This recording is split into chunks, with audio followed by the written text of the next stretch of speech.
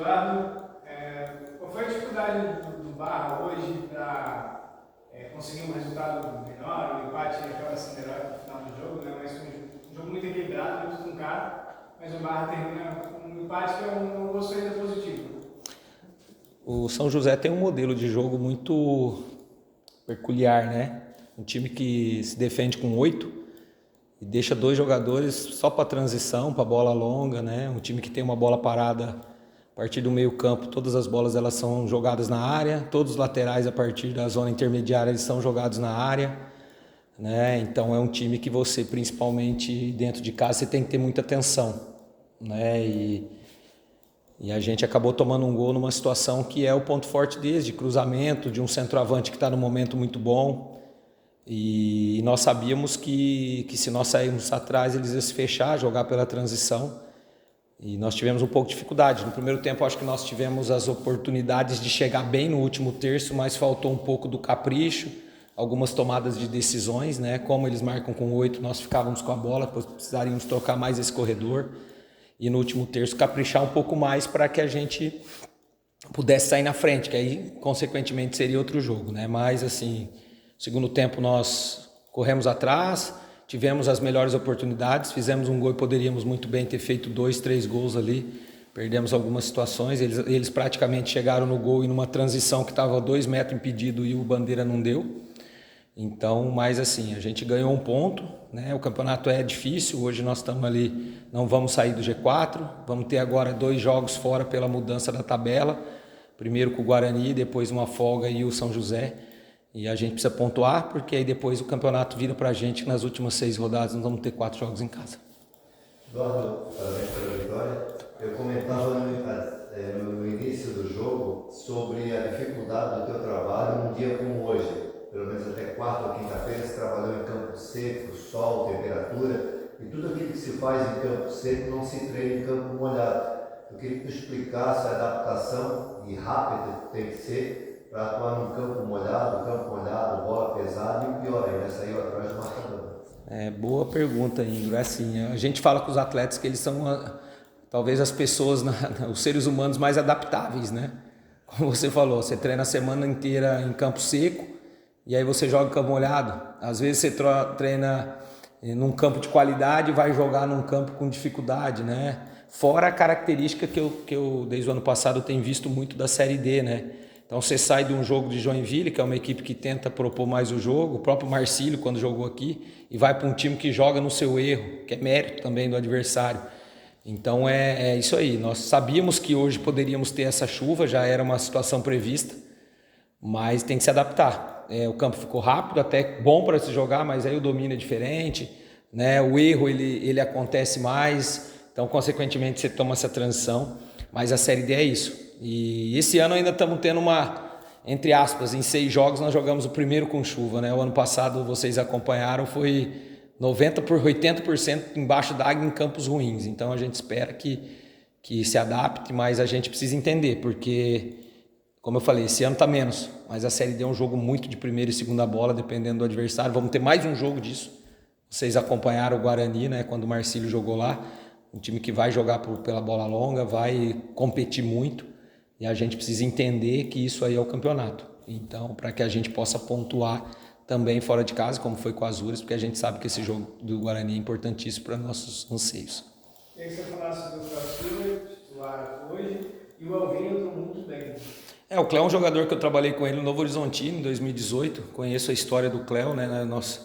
Ele não é da minha região lá, mas ele veio muito cedo para a nossa região lá no interior de São Paulo, ficou muito tempo no Novo Horizontino, um jogador experiente, que a cada dia é melhor. Quando eu trabalhei com ele, tinha as características e com o passar do tempo ele foi ganhando mais bagagem, né? É um jogador que veio realmente para, entre aspas, ser um titular, mas na última semana, no jogo treino lá contra o Figueirense, ele acabou tendo um desconforto, perdeu a estreia e depois foi um processo gradativo, né? Nós conseguimos os resultados, mas é como você falou, são jogadores importantes, o Elvinho muito experiente, o Périx vinha muito bem, hoje não fez um bom jogo, mas é normal, essa queda de rendimento, eu falo para eles, quem está de fora tem que estar muito preparado, porque vai ter lesão, vai ter cartão, vai ter a queda de rendimento de um jogo para o outro, né? Mas importante que a gente tem jogadores, é isso que que nessa, entre aspas, intertemporada e ajustes do Campeonato Catarinense, a gente procurou, principalmente do meio para frente, trazer algumas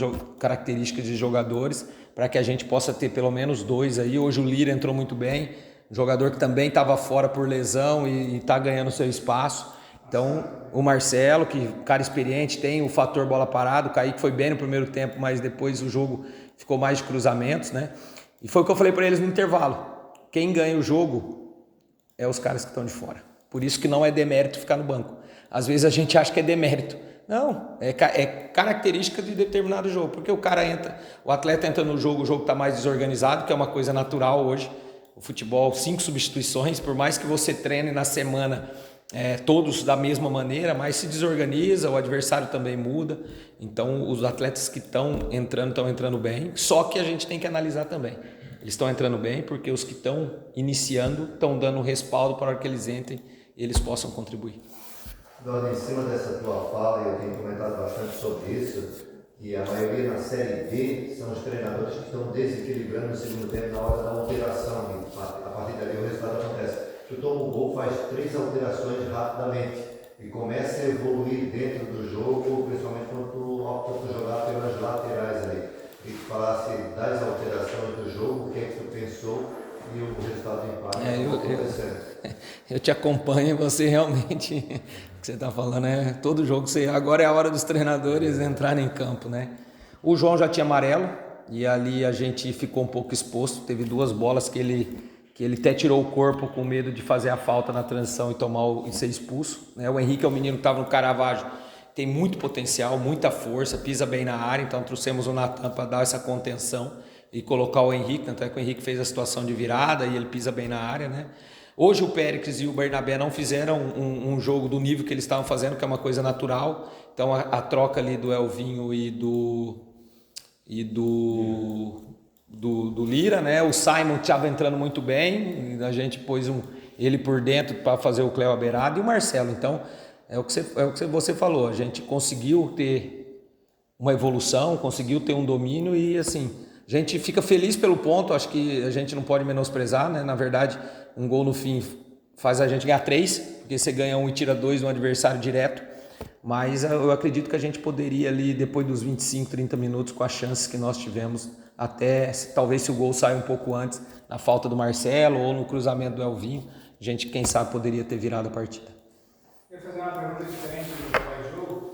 A gente está tendo na Série D os clubes com horários diferentes, assim, domingo à tarde, vai ter jogo segunda, alguns clubes estão jogando segunda à noite também. O Barra tem feito sábado às 18 horas. Queria saber do Eduardo, na tua opinião, quando que é melhor para jogar a Série D? É esse do eu acho, sim, eu acho que um campeonato que você joga só de fim de semana, o sábado é um bom dia.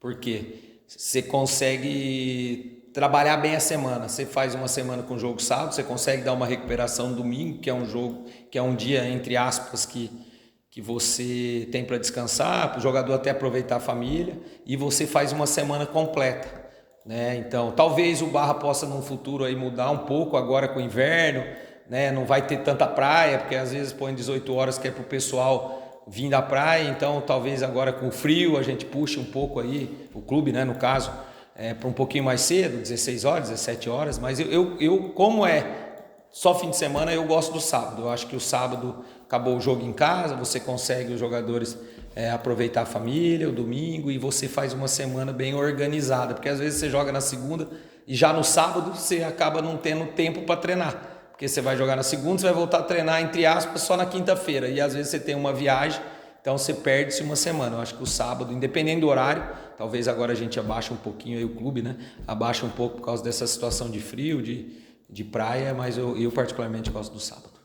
A entrada do Theo Silva como titular no lugar do Vitinho foi uma mudança estratégica. Qual foi o critério para essa escolha e como avalia o desempenho dele? Estratégia, muito boa pergunta.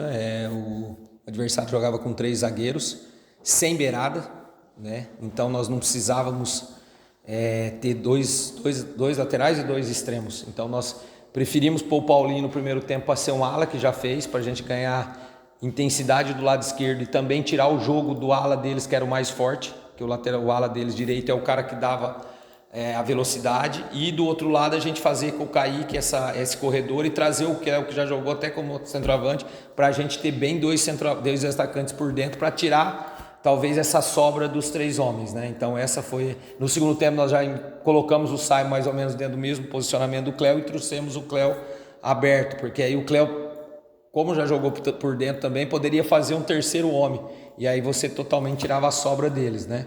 E atrás a gente segurou um pouco o Lazzaroni para ter a construção e também para ficar num 3-2 ali ou um 3-3 em muitos momentos, porque realmente o São José ele arrisca, ele deixa 2 na frente, ele arrisca.